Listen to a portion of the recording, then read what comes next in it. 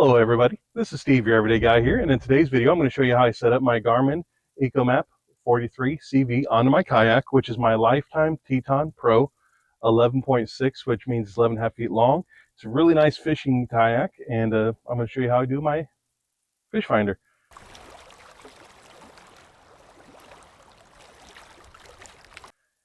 As I do this video, you're going to see I'm going to put links down into the description, and I'm also going to try to put the parts number in the video itself. That way you'll know which ones they are. So if you want to do a similar setup on your rig, you will have those tools for you.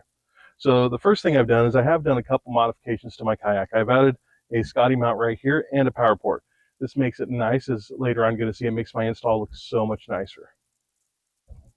First thing I'm going to do is I'm going to take my little extension, I'm going to plug it right in here to my Scotty mount. And what this does is this allows me to be able to take my Garmin, which I do have the Scotty mount base on, and this is the Garmin 43CV. I do have a video link on a quick setup guide for that if you are interested. So I'm going to slide that right into here. And then the nice thing is I can, if I wanted to, I could show this as I need to. The other nice thing is you'll see I've got my power port. Now the power port that I've installed previously is right there. And so what we're going to do is we're going to take and plug that right into there. Now the next thing we're going to do is we're going to install our transducer. So the transducer I normally put on this side, but for the sake of the video so you can see how it's done, I'm going to put it on this rail. And so that's going to slide right onto there. There's a little rubber grommet there that can make it a little tricky. So then to tighten it, all you do is you twist this part right here. That sucks that up tight on the rail.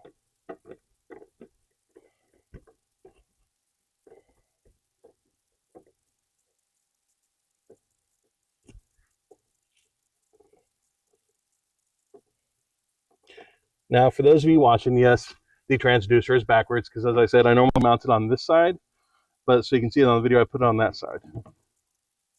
So then we're just going to take this part in and install this over here. All right, so now you can see my wires aren't really the neatest right here, but I've got them so it's enough to where I can be able to move the transducer. And I've got my Garmin set up right here. So to adjust my transducer, I just kind of loosen that up and then twirl it down. This does have locking teeth if you wanted to lock them into place. I have the smooth silicone discs on it because when I get in the shallows, I can pull this up. And then now you do have the option to where you can mount this in here and then just run it off of this. So that'd be all you need. You wouldn't actually need this setup right here. For me, I really like having this centralized so I can look straight forward as I'm rowing and not end up going off to my right or my left because I'm looking over.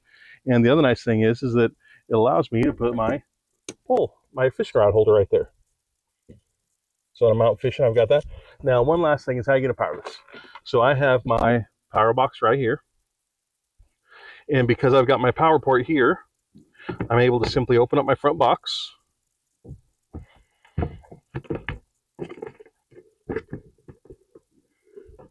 And all I have to do is just plug that in, put this back on top,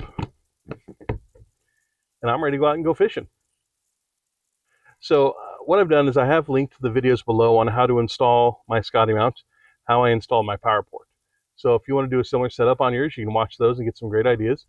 And if you made it this far, hey, go ahead and hit that like button. And don't forget to subscribe to the channel. I'm doing videos all the time on stuff that interests me and the things I do. And I think it interests some of you as well. So thanks for watching. This is Steve, your everyday guy, and I will see you on the next video.